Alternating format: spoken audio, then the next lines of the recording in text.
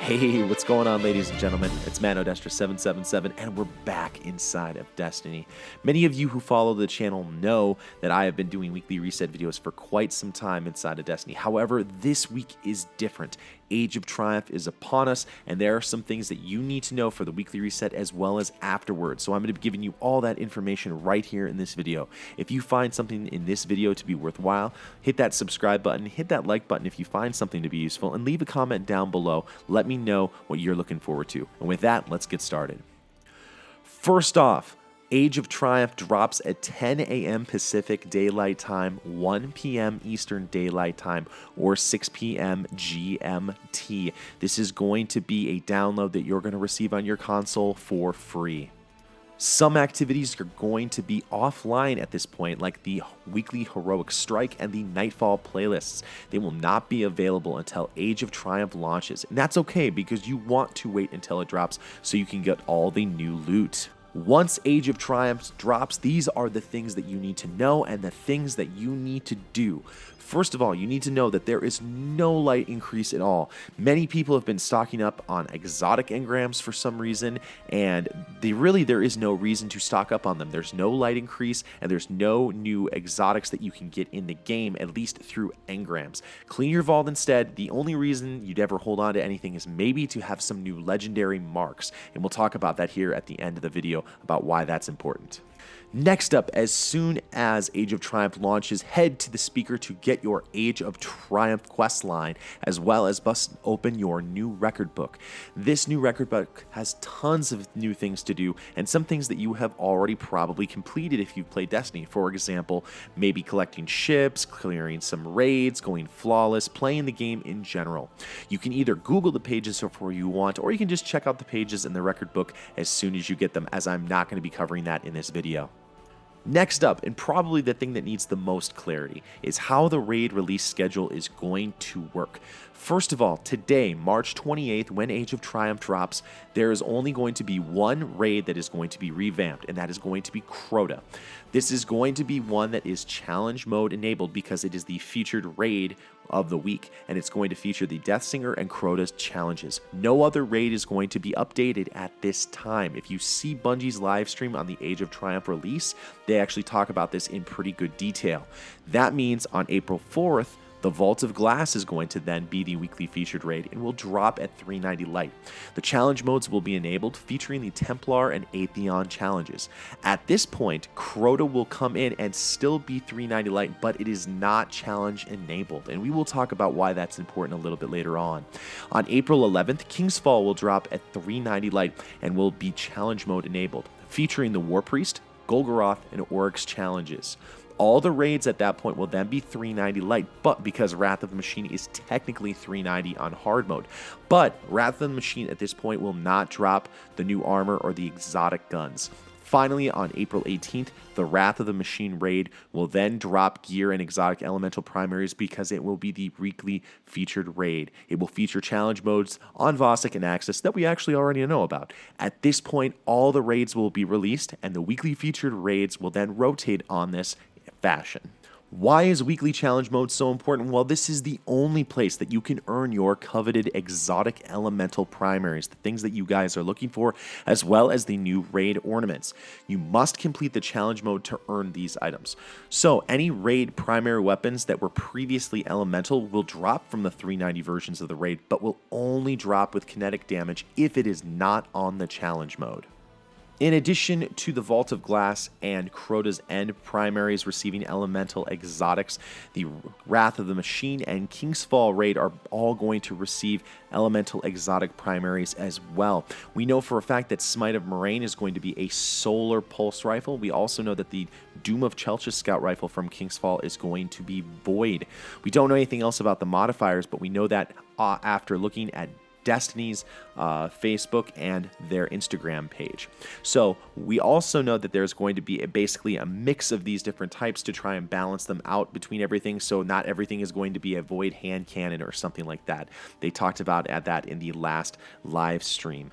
In addition, all of the raid exotic primaries are going to receive new skins, and they are going to look slightly different.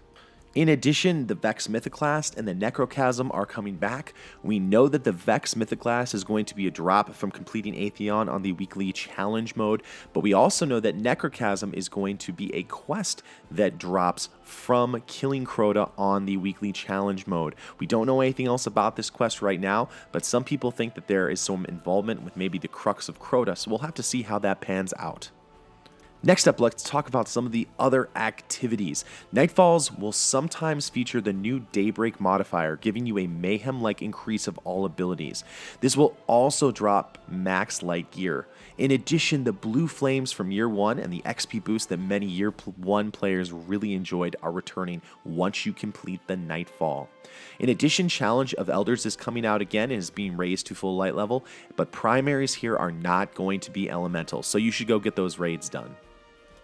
There are also quite a few changes to the daily missions that you are going to be doing. Instead of doing daily story missions, they are going to be replaced by weekly story missions featuring some of the missions that you have gone on in the main story of Destiny. They will give you up to 20 legendary marks, and these will be at 380 light. There is no matchmaking for this playlist. So first of all, if you get the playlist that is Earth and Moon, it contains missions from the release of Destiny 1, basically vanilla Destiny. If you get Mars and Venus, it also contains missions from the release of Destiny 1, the vanilla version. Dark Champions is going to feature missions from Destiny, The Dark Below, and House of Wolves. The Taken War playlist is going to contain missions from Destiny, The Taken King, and the Iron Lords playlist is going to contain missions from Destiny, Rise of Iron. Sterling and Radiant treasure packages are now being replaced with things called treasure boxes. They are now the new item to pick up from all activities and can be found in a number of places. You can find them by completing the weekly Crucible playlist, the weekly story missions. The first complete story will give you a Age of Triumph and a Treasure of the Ages package. Then you can get one from the Siva Heroic Strikes. This is account-wide, so you can only get 3 per week maximum. Why is this important? Well, this is where you're going to find the new Age of Triumph armor sets, as well as pretty much anything you can get from Age of Triumph or the EVERVERSE Trading Company, old events like the Dawning and the Festival of the Lost. It's a massive grab bag of great stuff to get. Treasure of the Ages package will include the armor sets, which take chroma, and they're based off the original Year 1 set pieces for all 3 classes. The class item is only obtainable from the Speaker Quest line. Treasure of the Ages packages will also include 3 shaders, 7 new weapon ornaments going across the Dragon's Breath, No Lands Beyond, Vex, Necrochasm, Suros, and Touch of Malice, in addition to a couple of shaders. The EVERVERSE Trading Company is not going to carry any kind of Sterling or Radiant treasure packages. All they're going to have is Treasures of the Ages boxes. You cannot buy any new weapon ornament with the Silver Dust that you have, and you cannot buy any class armors with the Silver Dust that you have. So you have to get those from the Treasure of Ages boxes. In addition, all of the vendor roles on the weapons and armor are going to reset every week. So you want to check each stock every week. I will be doing so and looking for god tier weapons that maybe you want to pick up and use in the Crucible. I recommend that if you have 3 characters, move each one of them to a different faction. So if there's a god tier weapon some week, you can easily go pick that up. In addition, one of the fun things you can go and do is go over to the EVERVERSE Trading Company, and you can pick up the please and thank you emotes for free when the Age of Triumph drops. In addition, PvP is receiving quite a few changes. Some little things, for example, Scories, the artifact is going to be changed, so you have to get a kill to make the artifact actually work. In addition, sidearms are going to be nerfed and only receive 1 clip of ammunition once you die. No Land Beyond is going to receive a nerf to the fact that it's going to actually receive flinch, and there's going to be a bunch of little changes like that. I'm going to let you check out the patch notes when Age of Triumph drops. So Guardians, that's kind of like your pre-weekly reset video. Really, it's just a guide to everything that you should do when the Age of Triumph goes live here later on today. Make sure that you go through these lines, make sure that you check out all the things that you need to do. And in addition, I am going to do another weekly reset video here in a little while, but I wanted to give you an idea of what to do as soon as you get into the Age of Triumph and where everything is going to change Destiny so you're not left in a lurch. On that note, if you want to be kept up to date on what's going on in Destiny with confirmed details and Destiny 2, make sure you hit that subscribe button. Make sure you're linked into the channel. Connect with us here in the Discord. We talk about Destiny all the time. We're really excited about the sequel, and we have a great community growing on Twitch and in Discord. We want you to be part of it, so come check that out, guys. Thank you so much for watching. That's the last word from me, and I'll see you next time in the universe of Destiny.